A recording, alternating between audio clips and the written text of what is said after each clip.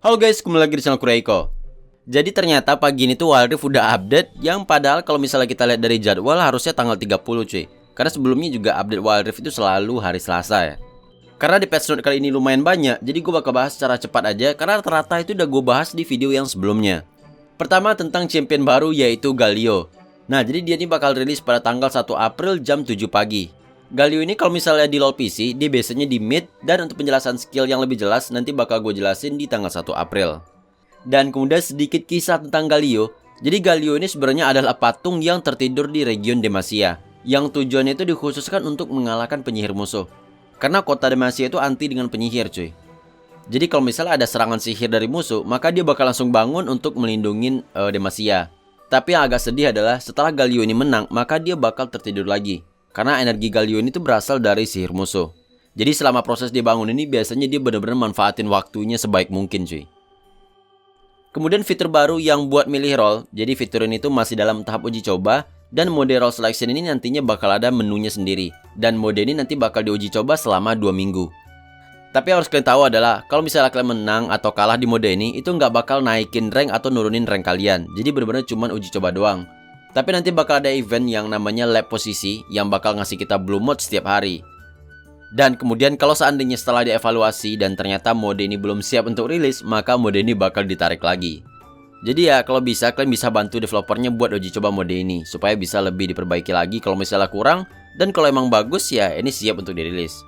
Tapi di sini mereka nggak ngasih tahu kapan tanggal pasti buat mode ini. Kemudian mode all random all mid atau ARAM, ya mode satu lane lah ya.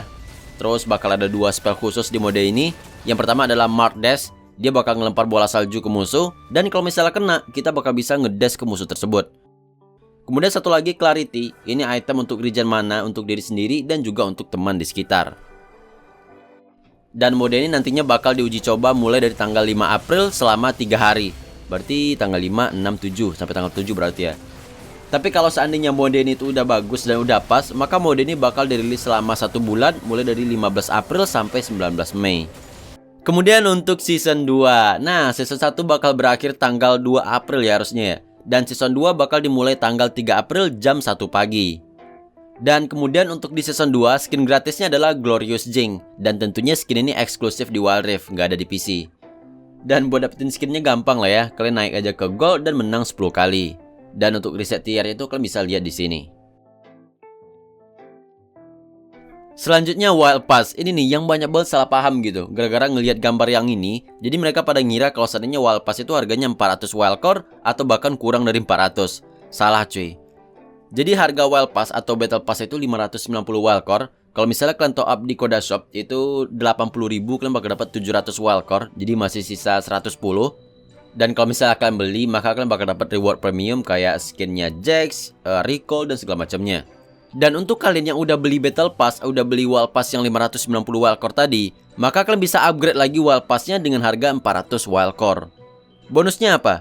Kalian bakal dapat 5 level secara gratis dan dapat misi tambahan supaya naik level Wild Pass itu lebih cepet cuy. Jadi kalian itu nggak bisa beli yang 400 doang cuy, harus beli 590 dulu, kemudian baru beli yang 400. Jadi kira-kira total butuh 990. Kalau kalian beli yang 590 aja itu sebenarnya nggak masalah kok. Selanjutnya dukungan 120 Hz atau 120 FPS. Jadi sekarang pilihan FPS itu jadi lebih banyak, mulai dari 30 FPS, 40 FPS, 60 FPS, 90 FPS, dan 120 FPS. Kalau yang 120 FPS ini sebenarnya masih beta dan hanya bisa untuk beberapa device doang. Padahal gue pakai ROG 2 dan di listnya itu ada support untuk 120 Hz cuy. Tapi pas gue coba itu nggak bisa loh. Kemudian untuk tambahan bahasa, sekarang udah ada bahasa Portugis Brazil, Spanyol Amerika Latin, dan bahasa Arab. Jadi ternyata bahasa Arab itu bener-bener ada voice-nya loh, ada suaranya loh. أشم رائحة الخوف. لا تنسحب أبدا. قلبي وسيفي من أجل ديماسيا. Kemudian ada item baru yaitu item defense yang nanti bakal gue jelasin di video penjelasan item defense. Tapi kalau misalnya kalian pengen lihat dari sekarang, silahkan cek link di deskripsi di bawah. Kemudian ada skin baru. Yang pertama ada skin Corgi, Debonair Galio, Draven, Fuzz Fizz, Infernal Galio, Surprise Party Amumu, Glorious Jing, Hexplorer Jax, Akademi Ahri, Blitzcrank, dan Marauder Olaf. Dan selama patch 2.2 ini kita bakal bisa dapat reward ini. Ada yang gratis, ada yang dari Wild Pass dan lain-lain. Kemudian juga ada event baru. Nah, kalau misalkan login, jadi sekarang itu ada event yang reward itu banyak banget cuy. Kalian bisa dapat Blue Mods, Poro Coin, 2 champion gratis yang bisa milih, dan 1 skin gratis yang bisa milih loh. Wah, ini bagus banget sih. Dan selanjutnya kita masuk ke buff, nerf, dan adjust champion. Yang pertama Alistar, sekarang HP-nya dikurangi dari 650 turun ke 610. Kemudian untuk skill 1 yang knock up musuh, sekarang luas atau radiusnya itu dikurangi cuy, dari 300 turun ke 275. Dan damage-nya juga dikurangi. Kalau di awal emang sama-sama 60, tapi kalau di level 2 dan seterusnya damage itu berkurang. Selanjutnya Amumu, ini di nerf lagi loh. Jadi sekarang stat dasar armornya dikurangi dari 40 ke 35, dan HP per level juga dikurangi dari 105 per level turun ke 95 per level. Skill 2 yang ngedamage musuh di sekitar itu rasio AP-nya juga dikurangi dari 1% per 100 AP turun jadi 0,75% per 100 AP. Jadi intinya itu damage-nya berkurang loh. Dari 1% ke 0,75% ini ngurangnya 25% loh. Dan untuk ulti yang kemarin durasi stunnya dikurangi, sekarang cooldownnya dibikin lebih lama lagi cuy. Yang awalnya 100 detik naik ke 110, dan kalau di level 3 dari 70 naik ke 80. Ya naik 10 detik lah. Kemudian untuk Chorky, jadi sekarang pasif Chorky kalau misalnya nge-basic attack musuh itu nggak bakal lagi mengubah physical fam menjadi magical fam, dan akan menjadi serangan normal. Dan kemudian Darius dia di buff lagi sedikit. Jadi sekarang kalau misalnya Darius lagi ulti itu nggak bakal bisa lagi diganggu cuy. Nggak bisa di stun, di slow, di root, di silent itu nggak bisa lagi. Tapi kalau misalnya kena damage itu tetap bisa. Kemudian Dr. Mundo yang katanya keberadaan Mundo sebagai jungler itu berisiko OP. Baru beresiko loh udah di nerf anjir. Kelihatan aja jarang cuk. Jadi sekarang untuk skill 1 damage ke monster itu dikurangi dari 320 ke 290. Dan kalau di late game itu sama 500 ke 500. Kemudian skill 3 yang enhance basic attack itu cooldownnya dinaikin. Kalau di level 1 sih cooldownnya sama-sama 6 detik ya. Tapi selanjutnya cooldownnya dibikin lebih lama. Kemudian Jane ini juga di nerf karena katanya terlalu ngebully di lane. Jadi sekarang untuk skill 3 damage-nya itu cuma 65% untuk ke unit non-champion. Misalnya ke creep, ke jungle, ke epic monster itu damage-nya cuma 65%. Kemudian Orianna, ini champion yang lumayan bagus ya. Sekarang di nerf lagi, dimana HP-nya dikurangi dari 570 ke 530. Kemudian untuk skill 1, cooldownnya dibikin lebih lama untuk di early game dari 6 detik ke 7,5 detik. Tapi kalau misalnya udah di late game itu sama-sama 3 detik. Kemudian rasio AP-nya juga dikurangi dari 0,5 ke 0,4, artinya damage ke satunya itu berkurang, dan damage dasarnya juga dikurangin. Dan untuk skill 3, itu kan kalau misalnya ngelewatin musuh bakal ada damage ya. Nah, itu damage-nya juga dikurangin. Selanjutnya Pantheon. Nah, jadi sekarang Pantheon ini dibikin jadi lebih mirip dengan yang di PC cuy. Yang pertama skill 1 yang di enhance sekarang nggak lagi ngasih efek slow ke musuh. Kemudian skill 2 ini nanti bakal bisa buat ngereset auto attack. Dan untuk skill 2 yang ke enhance itu nggak bakal bisa lagi diganggu cuy. Nggak bakal bisa di stun ya, pokoknya unstoppable lah. Kemudian skill 3 ini sekarang nggak bakal bisa lagi ngeblok serangan dari tower cuy. Ya ini emang harusnya nggak bisa sih. Dan kemudian skill 3 yang ke enhance itu nggak bakal lagi meningkatkan durasi shieldnya cuy. Tapi sekarang untuk skill 3 yang di enhance, kalau misalnya durasinya udah selesai, dia bakal dapet tambahan 60% movement speed selama 1,5 detik. Dan kemudian untuk ulti, jadi sekarang untuk skill ulti itu bakal ada efek slow sebesar 50% selama 2 detik. Ya emang butuh efek slow sih. Dan juga pas lagi pakai ulti, dia kan ngelemparin tombak ya. Nah tombaknya itu nanti juga bakal ngasih damage di area yang kecil cuy. Walaupun damage-nya ini kecil, tapi kira-kira damage itu sama dengan damage dari skill 1. Dan yang terakhir yaitu Teemo, dimana skill 3 nya itu di nerf cuy. Jadi pas dia pakai skill 3, kan dia harus nungguin waktu sedikit dulu ya sebelum dia bakal berkamuflase. Nah, durasi nunggu waktu atau channelingnya itu dinaikin dari 0,8 ke 1 detik. Jadi dia butuh waktu lebih lama sebelum dia berkamuflase cuy. Selanjutnya kita masuk ke item. Jadi ada beberapa item yang sedikit berubah. Misalnya kayak Sapphire Crystal. Ini sekarang punya pasif yang naikin maksimal mana dan juga ngasih mana charge. Itu loh, kalau misalnya kita nge-skill, nanti bakal naikin maksimal mana kita. Dan itu maksimalnya 250. Jadi ini mirip-mirip dengan pasif dari Tear of Goddess cuy. Kemudian untuk Tear of Goddess ini juga sedikit berubah karena emang item tier 1-nya itu kan berubah ya, yang Sapphire Crystal tadi. Kemudian tentang item Winter Approach, item ini yang jarang banget kelihatan. Kalian bisa cek aja detailnya di kiri bawah. Soalnya item ini tuh nanti juga bakal gue bahas di video penjelasan item defense nanti. Ya semoga minggu inilah. Kemudian Fimbulwinter juga berubah, tapi bagian pentingnya itu ada di pasifnya, dimana kita bakal dapat ability haste senilai 1% dari maksimal mana. Terus kalau misalnya kita ngasih hard CC ke musuh, misalnya kayak stun, knock up, knockback, maka nanti bakal mengkonsumsi mana yang ngasih kita shield. Jadi kayak nge-convert mana jadi shield lah.